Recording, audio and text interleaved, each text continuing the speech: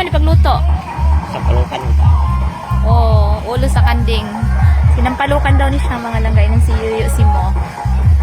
Nataron diri sa gaway man yun, no? So, nag-prepare pa tao. Likod-likod na siya.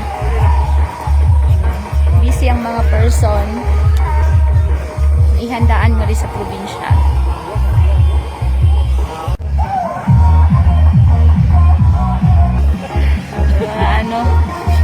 Mga pug.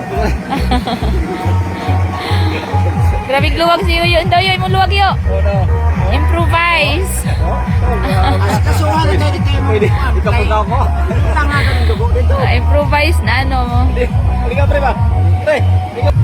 Dito ka ba dato? Init-init. Amuntar ka sa picture ko. Yun na lang. Ayan.